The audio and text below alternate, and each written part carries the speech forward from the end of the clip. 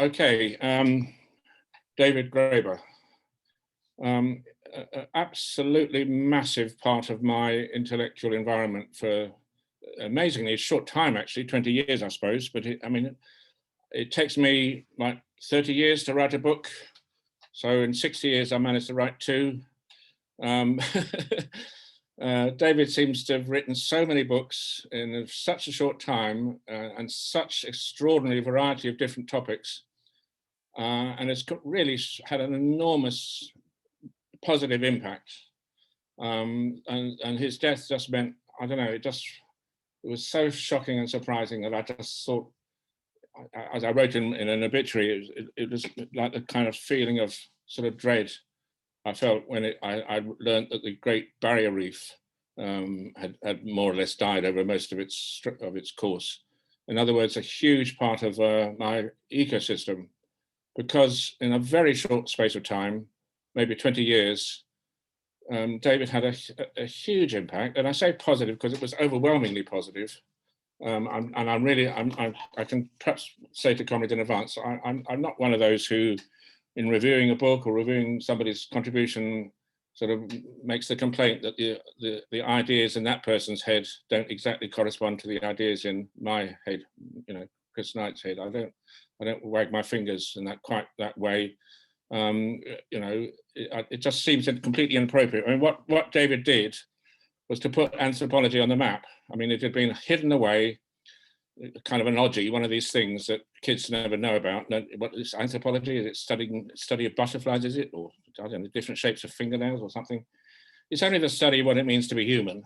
It's only the same field that, say, Jean-Jacques Rousseau pioneered in many ways. Of course, Engels, Marx was an anthropologist, Engels was an anthropologist. It's the study of what it means to be human, and it involves economics, but it involves so many other things: mythology, kinship, evolution, history. I mean, it's the discipline where all the other disciplines connect up, and it's because it's the discipline where all the other disciplines connect up that it's dangerous. It's intrinsically subversive, and there are good reasons why kids don't even know about anthropology at school. There's no A level in anthropology.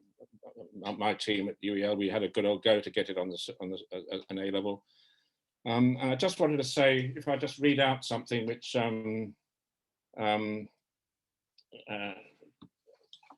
David wrote in Fragments of an Anarchist Anthropology. He pointed out that anthropology is the one discipline through which we can learn what it means to be human. And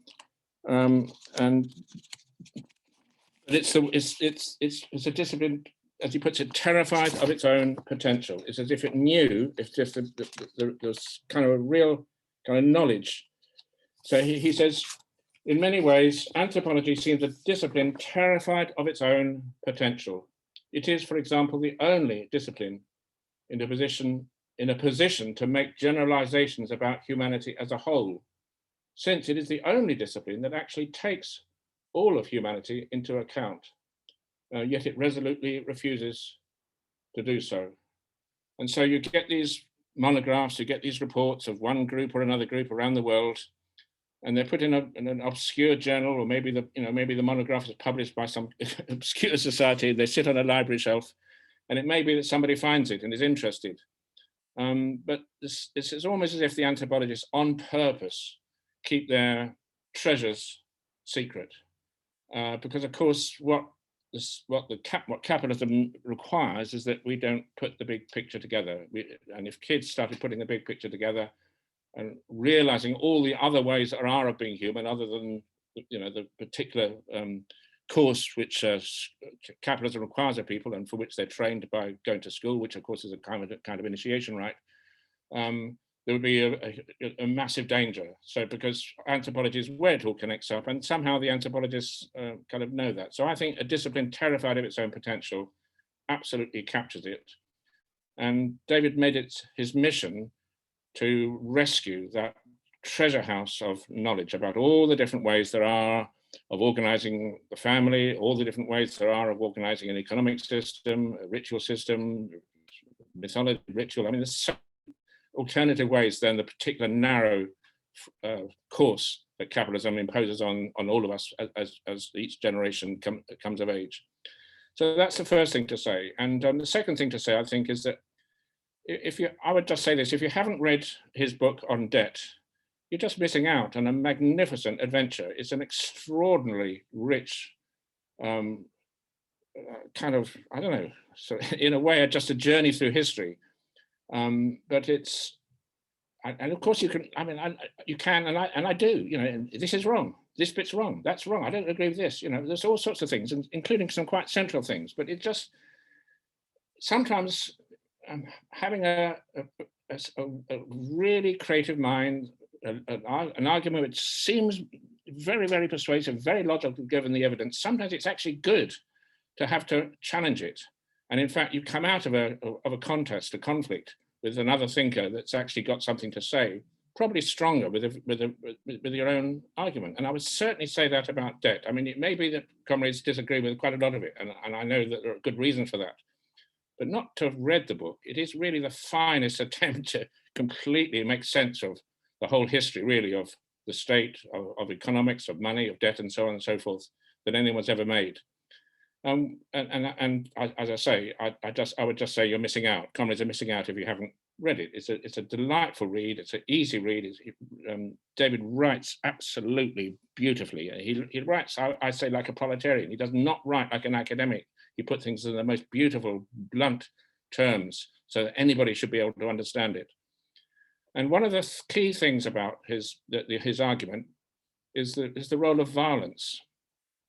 And I think that's a rather excellent point he makes. So he's explaining here, I'll just read out what it is about violence, which is kind of cognitive. It relates to science, to ideology, to knowledge, to understanding. But he says, because violence, particularly structural violence, creates ignorance. That's why he's focusing on violence. So he's got an argument about money, certainly fiat money, certainly the kind of money that banknotes or coins, where the value of the coin or banknote is way above its intrinsic value as paper or metal.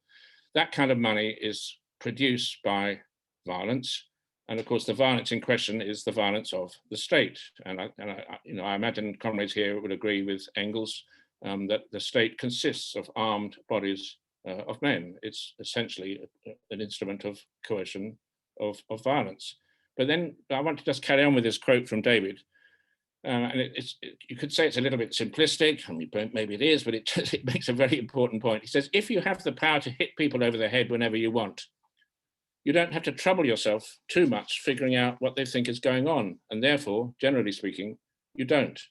Hence the surefire way to simplify social arrangements, to ignore the incredibly complex play of perspectives, passions, insights, desires, and mutual understandings that human life is really made of, is to make a rule and threaten to attack anyone who breaks it. This is why violence has always been the favored recourse of the stupid. It is the one form of stupidity to which it's almost impossible to come up with an intelligent response. It is also, of course, the basis of the state. Now, I can't go through the book, Debt. I'll just make the one point, which is a good point. And of course, there are different theories of exactly what money is. I became a Marxist through reading Marx's early writings, and his Marx is extremely subtle and convincing description of what money constitutes. But there's no question that what we call money is nothing to do with shells. It's nothing to do with gift giving. It's nothing to do with what hunters and gatherers do.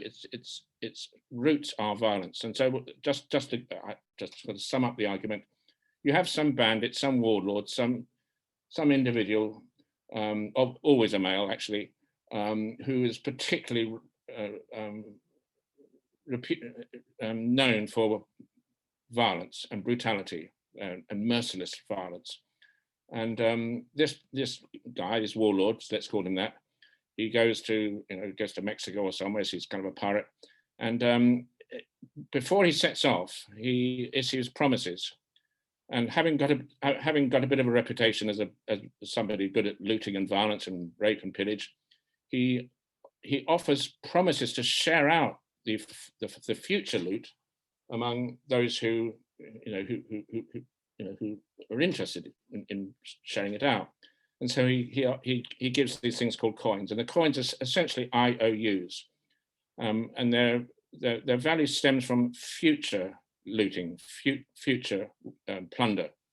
And so, okay, so he's got a band of followers, and they go to, say, maybe it's Cortez or somebody going to South America to start raping, pillaging, and looting. And the idea is that these things called coins, or whatever they might, however they might be expressed, their value is the future. Their value is future capacity to extort, to loot. It's an incredibly simple argument, but it's not incompatible with Marxist argument and those of Engels and others. And I just think it's quite refreshing, because, and then of course what Graeber ends up saying is that usually these IOUs, these promises to pay, they're completely worthless outside the orbit of that particular, let's call it a state or a fiefdom. But outside that, it's worthless. You can always kind of escape, because there's always an edge of the kingdom, or an edge of the empire, beyond which this tyranny of money, if you like, does not extend. And then what Graeber ends up towards the end of the book is saying, now for the first time, this enslavement to future pillage and as a result of violence, it actually encompasses the entire planet. But still, its ultimate backup is violence. If the violence of the state, US imperialism, whatever other imperialisms are involved in maintaining this hegemony, if the population began to lose confidence in that state power, that capacity to plunder, then the whole world currency system would begin to kind of collapse, because money, of course, is entirely fictional. It's purely a promise, nothing else. There's far, far, far more in the book than what I've just described. That's just one really rather small aspect. But I suppose another thing to say is that David Graeber, coming from an anthropological standpoint, he completely knocks sideways, quite correctly, the ludicrous idea that somehow money enabled exchange, that initially you had barter, so it was quite difficult to work out how many boots equal how many sheep, and you have six boots for 3 sheep or whatever it is, and bartering and all that stuff. And then there's a marvelous invention, which is money, which is kind of a kind of universal medium of exchange, which suddenly became used because it was so much simpler and enabled trade. I mean, that whole argument is completely rubbish. There's not a single anthropologist that think there's no society in the world, by the way, where you have this kind of thing called barter, 3 boots for 4 sheep, or whatever, whichever way it is. That's never done, because of course hunter-gatherers and others work on a completely different basis, either demand sharing with hunter-gatherers or one or another form of gift exchange. And the idea of sort of parity is complete nonsense. But what you do get, of course, and this is a point that Graeber makes, leaning on Marcel Maus's wonderful book, The Gift, you always get, when a gift is bestowed, when a gift is made, a sort of feeling of indebtedness. So, I mean, just the casual, just today, if somebody does something really helpful to me, I just think, oh, okay, I owe you one. And what Marcel Mauss says is that the longer the interval between the receipt of that gift and the need to return it, the stronger the kind of bond based on a kind of sense of debt, but of course a very different concept of debt from that, which is the basic subject of the book. Right, where do we start to find very big problems with Graeber's work? In the book Debt, quite early on, he has an interesting and in some ways reassuring and valuable definition of communism. And you can see what he's trying to do. He's trying to make communism something tangible, down to earth, real, and not just some kind of utopian vision of a future world. And so he defines communism as any relationship which is based on the principle of to each according to their ability, from each according to their need. So wherever you get that relationship, that's communism. And he points out that actually communism is everywhere, because capitalism simply couldn't exist if people were completely capitalist. If people only did something when they were paid for it, or they made some immediate profit, and there was no spontaneous generosity, spontaneous cooperation, spontaneous pleasure out of helping each other, capitalism just would collapse in a day. So what he's arguing is that capitalism is at all times parasitic on the everyday spontaneous communism, which is a part of human nature. All of us are kind of designed or made as individuals who actually get pleasure out of feeling that we're useful, that other people's, can appreciate what we can create or do. We're communists by nature, and in that sense, capitalism is kind of unnatural because its principle is pure profit and gain from each and every transaction. So that's good, and it was. I remember particularly during the period of the Arab Spring and the Occupy movement in London, when I was part of occupying London University, different campuses. I remember how refreshing it seemed when David Graeber, speaking to a very large bunch of students and others occupying University College London, where I work. I just thought it was brilliant that David made the whole topic of his talk communism. I just thought, well, this is going against the grain. He's talking about communism. It's amazing. It's wonderful, fantastic. Everyone's kind of avoiding the whole topic, and here's David Graeber not only talking about communism, but just saying all of us are communists instinctively, naturally. And I thought it was brilliant, and he got a lot of support for that. And it's an important contribution. I mean, of course, it's nothing new in many ways, because of course Karl Marx himself in his early writings made absolutely clear.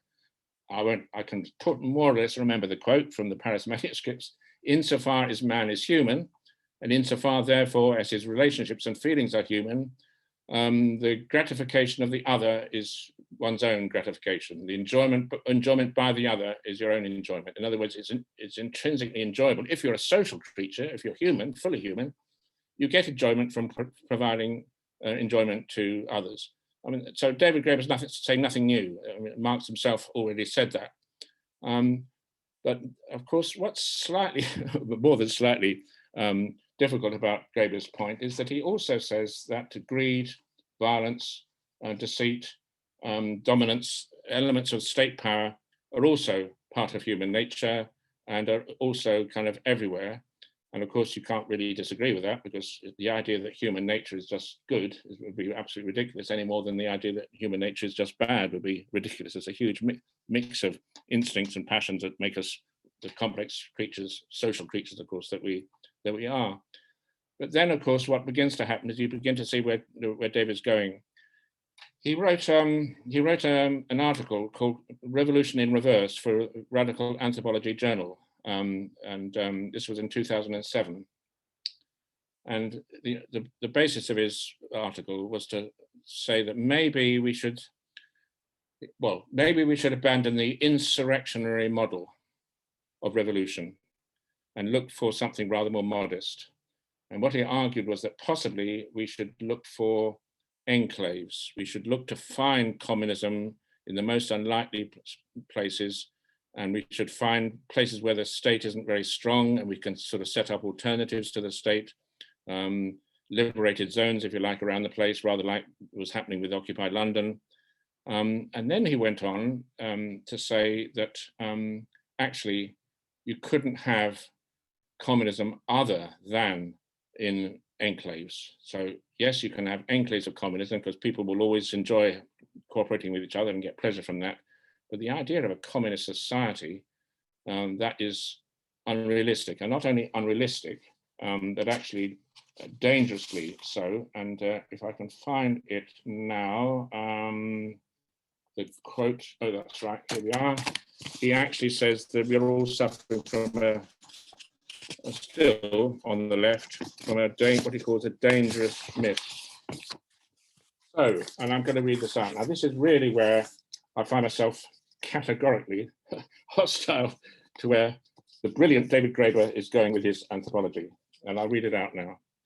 He says, and this is in his book, Debt, early on, our thinking about communism has been dominated by a myth.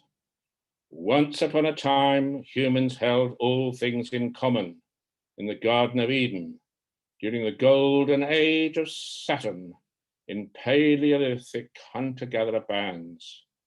Then came the fall, as a result of which we are now cursed with divisions of power and private property. The dream was that someday, with the advance of technology and general prosperity, with social revolution or the guidance of the party, we would finally be in a position to put things back, to restore common ownership and common management of collective resources.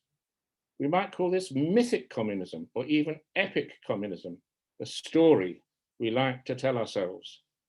Since the days of the French Revolution, it has inspired millions, but it has also done enormous damage to humanity.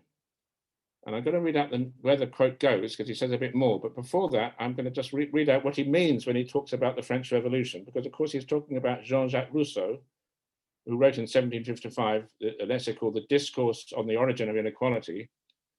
And here we have, I mean, they're very famous words, but they're worth repeating. They've always inspired me. They're part of what makes me a communist. But this is Rousseau with exactly what Graeber's talking about. This is Rousseau's version of this myth. So Rousseau's writing about the establishment of civilization, which he calls civil society. By civilization, he means the society we live in today, which is civil society, civilized society with a state and all the rest of it, maybe kings and the rest of it, but certainly with private property. So anyway, I'll read it out from Jean-Jacques Rousseau. The first man who, having fenced in a piece of land, said, "This is mine," and found people naive enough to believe him, that man was the true founder of civil society. From how many crimes, wars, and murders, from how many horrors and misfortunes might not anyone have saved mankind by pulling up the stakes or filling up the ditch and crying to his fellows, beware of listening to this impostor. You are undone if you once forget that the fruits of the earth belong to us all and the earth itself to nobody. So that's the Rousseau version of it. And Graeber not only dislikes it and wants to dismiss this myth, but considers it dangerous. So the myth that once we were communists and private property came about when, of course, it's a little allegory, a little story in Rousseau, when somebody decided, okay, I'm going to put a fence here. This part of the land is mine.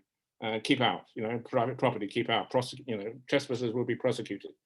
Well, David's not only hostile to it as a myth, thinking it's wrong, but he also thinks that, whereas Rousseau says that all these wars and disasters have come from private property, Graeber is saying no, or at least, I mean, he's not saying all of them, of course, but he's certainly saying there's been terrible consequences in terms of wars and brutality and so on, emanating from belief in original communism. So, having said, this is Graeber again. Since the days of the French Revolution, this myth has inspired millions, but it has also done enormous damage to humanity. It's high time, I think, to brush the entire argument aside. In fact, communism is not some magical utopia, and neither does it have anything to do with the means of production. It is something that exists right now, that exists to some degree in any human society, although there never has been one in which everything has been organized in that way, and it would be difficult to imagine how there could be. All of us act like communists a good deal of the time. None of us acts like a communist consistently. Communist society, in the sense of a society organized exclusively on that single principle, could never exist. Now, I've always got on extremely well with David. I mean, whenever there's been some occupation, some action, blocking a bridge, whatever it is, occupying some college or whatever, standing on a picket line, somehow, ever since I first met David, I think it was 2007 or sometime around then, and then he and I worked together on those actions during the financial crisis in 2009 and so on.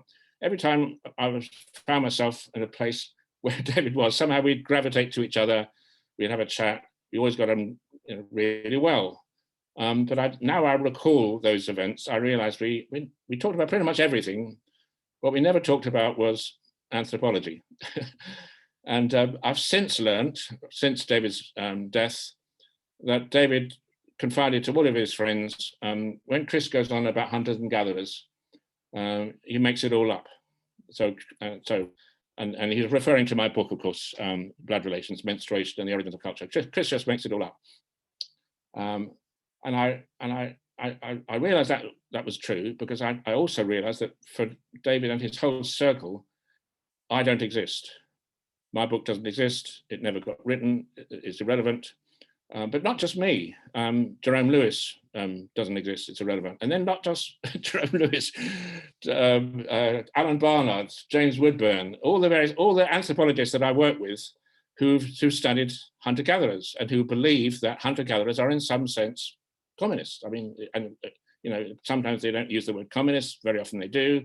Richard Lee, I'm thinking of, but sometimes it's just the word egalitarian or demand sharing. But all hunter-gatherer specialists will tell you that hunter-gatherers have to say they have no concept of private property. Possibly they have the idea that somebody might snatch something and say this belongs to me. But that in every single case, certainly with immediate return hunter-gatherers, that means hunter-gatherers who don't practice storage, who consume what they hunt or gather within a few days. And all African hunter-gatherers pretty much are immediate return. They are egalitarian. They're not just egalitarian, they're gender egalitarian. The basic principle of economics is demand sharing, but particularly bride service. So men don't get any romantic relationships without proving that they're generous, provisioning. If they go hunting, they have to come back, and they never even have a wife. The idea of a man having a wife, she's my wife, I've married her, there's been some kind of contract, that would be unheard of. A man has to continue to earn his sexual relationships by pleasing his partner, her relatives, and above all, by what's called bride service, by surrendering all the game he has. So a man who goes hunting, he can never boast about how many animals he's hunted. He can't benefit materially from the meat he brings back, because he has to surrender all of it immediately. And all I'm saying is that that's just not my theory. I mean, I wrote about it in my book, of course. It's the basis of primitive communism, this system of demand sharing and bride service. But it's certainly not my theory. I don't think there's any hunter-gatherer specialist who doesn't recognize this feature of the kinds of hunter-gatherers that we must have been for around, 100,000 years before the development of storage and beginnings of fenced-off property and accumulation and hierarchy and so forth. But for David, none of that is worth even a mention. It's completely cut out. He hasn't read any of it. And the most astonishing thing is, and I mentioned earlier on his view about what communism is. It's any relationship based on the principle from each according to their ability to each according to their need.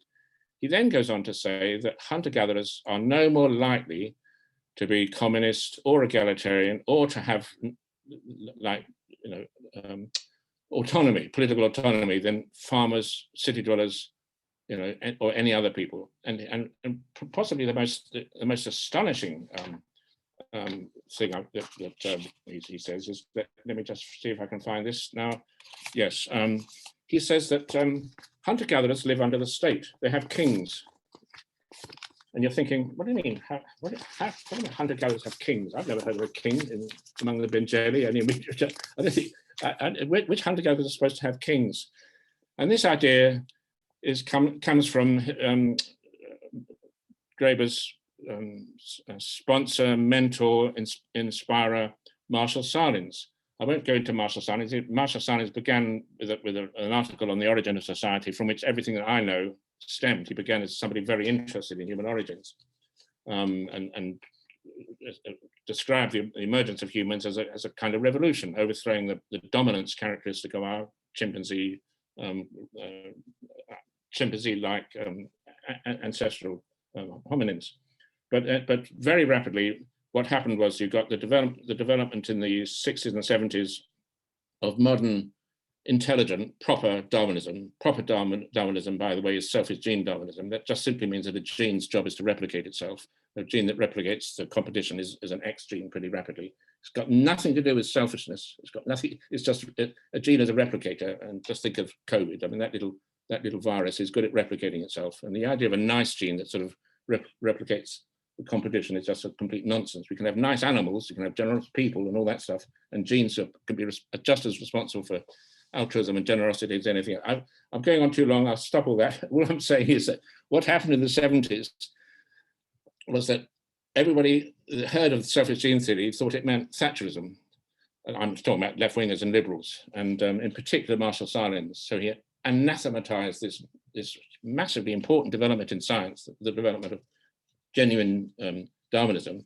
And I could go on and on about that whole subject. The previous version of Darwinism was actually eugenics. The previous Darwinism was actually based on the idea of race against race or species against species, complete rubbish. And it was selfish gene theory which demolished the whole very idea, the very concept of race in biology. There's no such thing as race, it doesn't exist.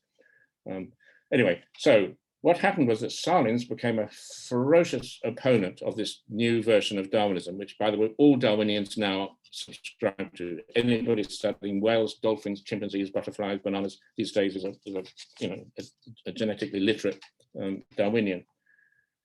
I've got to finish my little point I'm trying to make.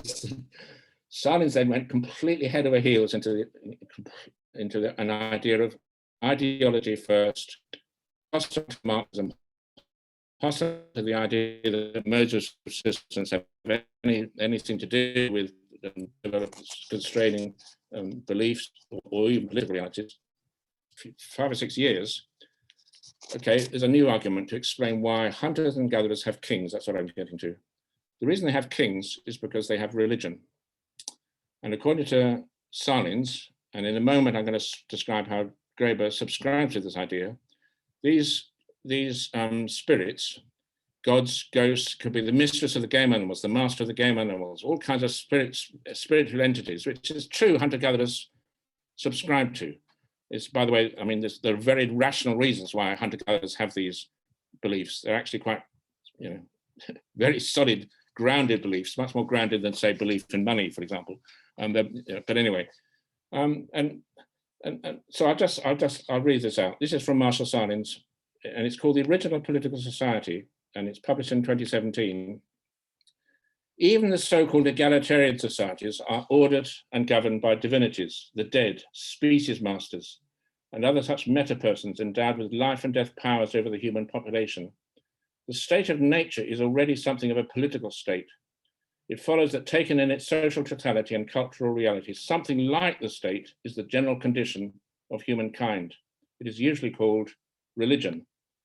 And what we have is the idea that you have kings, and what Salins says is that hunter-gatherers have kings, but they don't let the kings embody themselves in flesh and blood humans. They keep the kings sort of in another world, in the sky somewhere. They don't let a flesh and blood, like mortal person, fuse with an immortal divine power, and that's the difference. But still, these divine powers, these spirits, are tyrannical and operate in the same way that the state does, in the sense that they have power over life and death, and they're brutal. And then there's a book just came out a couple of years ago called On Kings, published, edited by Marshall Salins and David Graeber. And here we have on page 342 of this book, David Graeber agreeing with this position. Most hunter-gatherers actually do see themselves as living under a state-like regime, even under terrifying despots. It's just that since we see their rulers as imaginary creatures, as gods and spirits, and not actual flesh and blood rulers, we do not recognize them as real, but they're real enough for those who live under them. So hunters and gatherers are cowering under the threat of these despots, who are the spirits which for example, control the game animals, but will maybe control the weather and various other things. I don't know how much comrades here know about hunter-gatherers and their spirits and so on, but as Jerome Lewis will tell you, referring to the Benjeli, these so-called pygmy people from the forest, they don't have gods. They certainly don't have despots. And the term for these spirits, the most usual term, is the trickster. And the trickster is a figure of fun, and hunter-gatherers laugh at their gods, party with their gods, ridicule the absurdity of their gods. The trickster is an idiot. He's also the creator, but he's a complete absurd idiot. And the laughter is at the trickster's arsehole.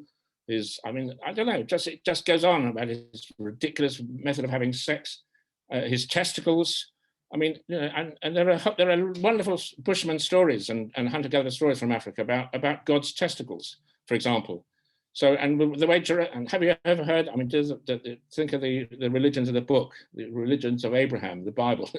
I've never heard of God's testicles or his bollocks or his, I don't know, or his arsehole or anything else, because, you know, as soon as you start laughing at somebody's testicles and arsehole and bits and bobs and stuff and how they have sex, I mean, then they're not tyrannical. And the way Jerome Lewis puts it, he says that we play with the tricksters, we party with them, we invite them to a dance, we party with them, we muck around with them, and we laugh at them just as we make fun of each other. And of course, we're hunters and gatherers.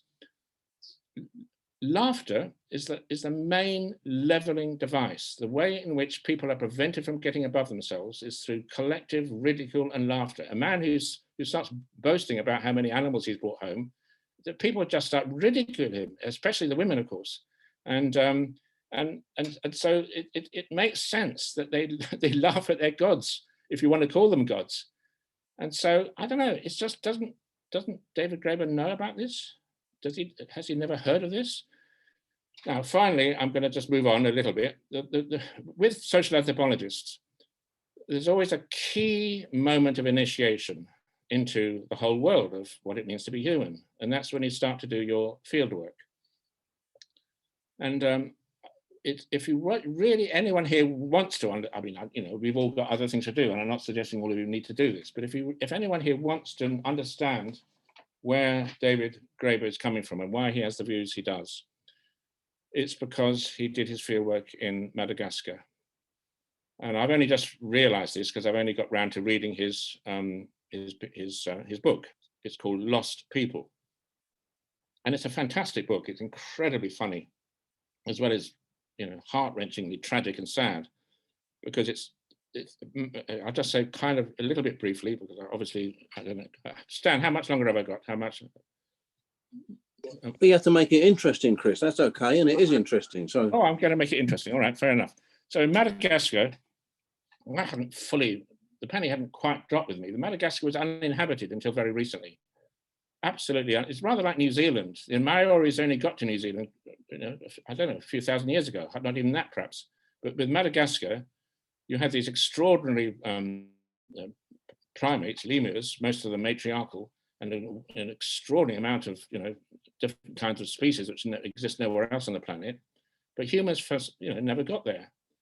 The currents are wrong, the winds are wrong. So you can go west, but you can't go east, and that applies to New Zealand and it applies to Madagascar. And the first people to arrive, nobody's quite sure when they arrived. They came from Borneo, right across the ocean. And so the language on Madagascar is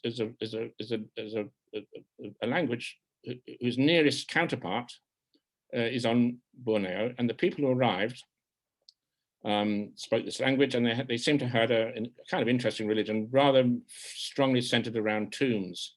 So the kinship system was what's called cognetic, so you count descent through both the male and the female line, but each local group would have a tomb, and your pride was in building this massive tomb within which you'd be buried. And what happens is, every now and again, maybe once a year or so, the living go into the tomb, open the tomb up. It's a very expensive ritual, this. And what you do is you get your dad, your mum, your relatives, their body, and they're all pretty dry now, and you shake them around, and you make a huge lot of dust, and you have a kind of wild ceremony where all the bones and bits and bobs of clothing and flesh, dried flesh of your ancestors, all get into kind of general mush, all kind of anonymous. And that's partly because there's a fear of ancestors who are still intact and who might prowl around and cause endless trouble. So that's kind of the religion. Nobody knows quite how old it is, but it can't, you know, as I say, but it was only about AD 600 or 800 that any people arrived there. Now, the whole point about Madagascar these days is that everybody comes in kind of two kinds, and you're either a descendant of a slave or you're a noble. So the original people, the people who've been there all along, are nobles. So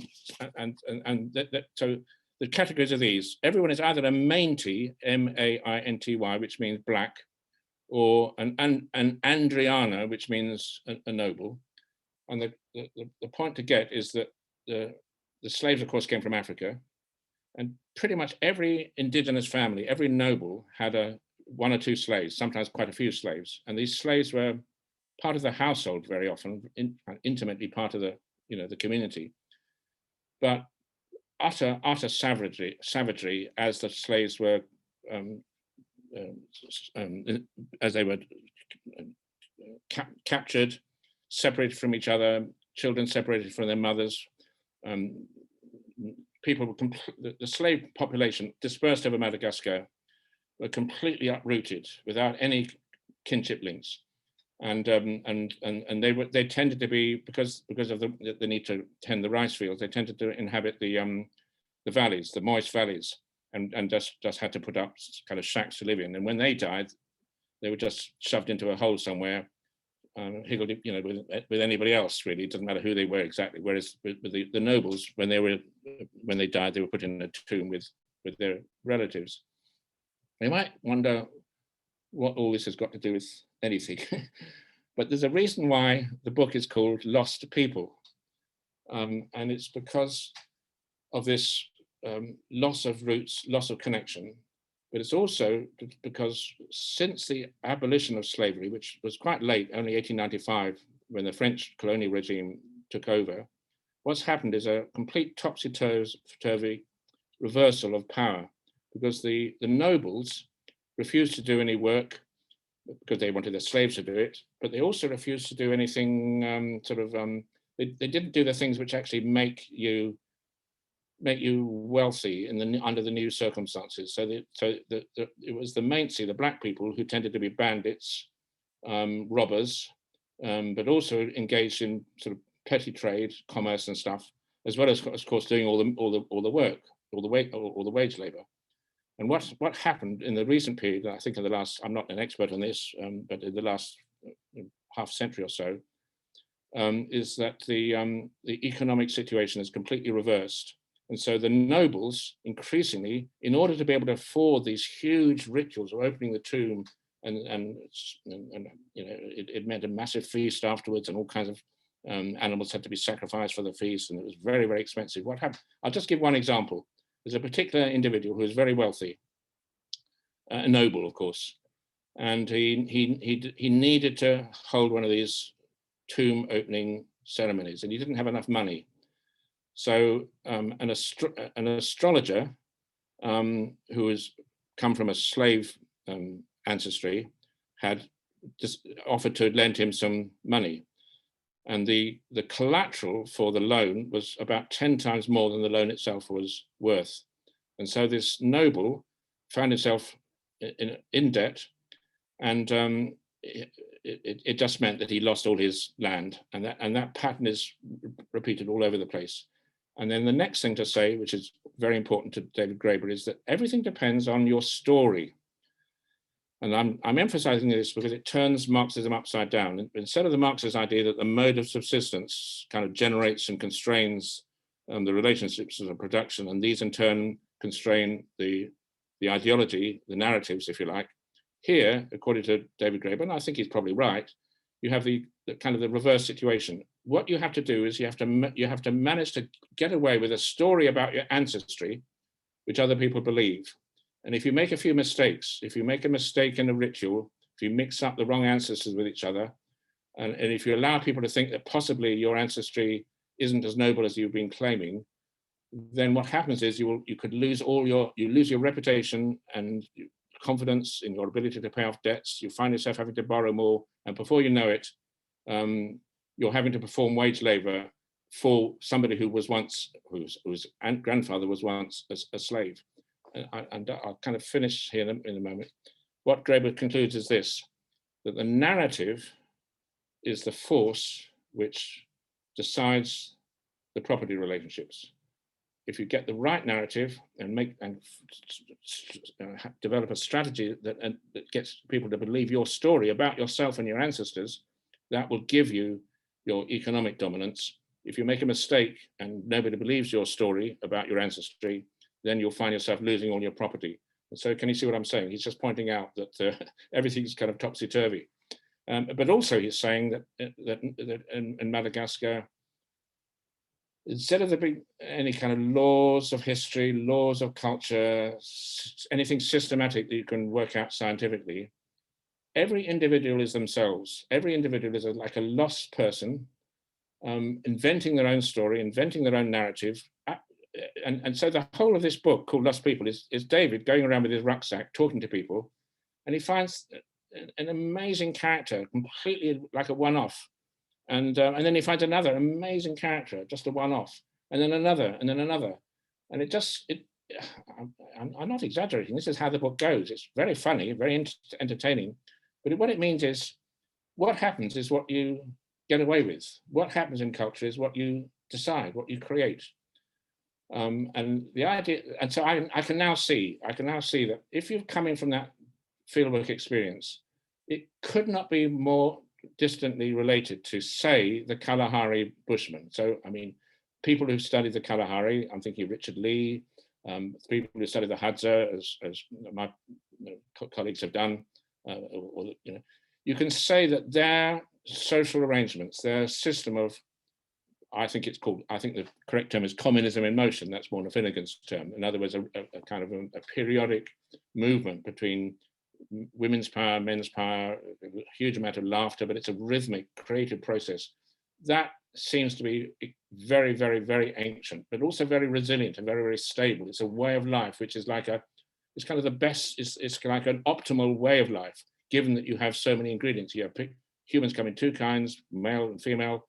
The food comes in two kinds. Some of it's rooted, some of it wanders around on two legs. You're living in a world where you've got trees and plants and stuff, but you've also got the sun and the moon. There's a kind of optimal way of producing babies and producing a society which will have a future. There's an optimal way, and there's others less optimal ways. And the optimal ways are the ways which have proven themselves, of course. And so therefore the rituals, and you can tell this from the rock art, but also the genetics have helped to fix what we know about sort of residence rules that, for example, young women on coming of age would live with their mother, so they'd have a lot of solidarity. The genetics back that up. What I'm saying is that this stability, resilience, antiquity of an optimal way of living that you find among these hunter-gatherers, for example, in the Kalahari, it could not be more different from what you find in Madagascar. Because in Madagascar, you just make it up. It's almost as if the principle in Madagascar is you fake it till you make it. And then we come across the final conclusion of Graeber and Wainwright. So from having had a completely hostile position on any idea of human evolution, don't care about hunters and gatherers, don't care about origins of humans in Africa, Wainwright and Graeber, there's a book coming out, it's called The Dawn of Everything. So they're now turned around to have a theory of origins. But the theory of origins, it kind of starts from nowhere. There's nothing about Africa. There's nothing about apes and monkeys. There's nothing about the biological evolution of our species, about things like cooperative eyes. We humans have extraordinary eyes, unlike those of gorillas and other great apes, eyes for looking in as well as for looking out. We have all sorts of interesting things about reproductive physiology, testicle size, ovulation concealment, length of the menstrual cycle. None of that, absolutely none of that. The whole story in The Dawn of Everything starts in Europe with the Upper Paleolithic. And we don't really know, the book hasn't been published, but I know David Graeber has been talking quite a lot about it. And what he says is that the exciting finding is that hunter-gatherers are not boring. Okay, and I'm thinking, well, why did we ever think hunter-gatherers were boring? I mean, a hunter-gatherer egalitarian system is the most extraordinarily complex achievement that humans have ever. Maintaining an egalitarian society is extraordinarily complex, and I don't know why anyone would think it was boring. But anyway, the picture they give is, just hunter-gatherers are living little bands, simple lifestyle, nothing of any interest happening. But the Upper Paleolithic, you get rich burials. You get obviously the hierarchy. There's extremely complex, systems of cosmology and stuff. And so it all sort of starts. It starts with hierarchy, but what you do get is with Upper Paleolithic apparently is you get seasonal alternations. You get a different system in the summer from in the winter, and it's all kind interesting. But the point that David Graeber and Wenger are trying to make is that you can be liberated anywhere. You can choose. It seems to me they're saying there's no laws of history. You can simply choose to be liberated. You can kind of ignore the state. The state's sort of everywhere, but on the other hand, you can, and perhaps I should have added about Madagascar, the state is a completely ineffective thing. There's hardly any state there. People do fill in forms a bit and rubber stamp things, but the police can't be bothered to investigate, a crime unless it's a very serious murder. And so most people just get away with what they can get away with without much of a state. And so the model that seems to be advocated is just invent freedom, invent communism, but you'll never get a society that's communist. You can simply find among yourselves fulfillment through communist relationships, but there'll always be the state, there always has been the state. When the book on Kings ends up with this, I find extraordinary idea. They say that this is actually David Graeber. Every language known to science has the imperative form. You're telling somebody what to do. And given that tells us that telling someone what to do is kind of part of human nature, the way things are. What is the state except some people telling other people what to do? The state's always around, communism's always around, more or less of things, and let's be modest and not try and aim for a revolution, because that's unlikely. There's a punchy finish there, Chris.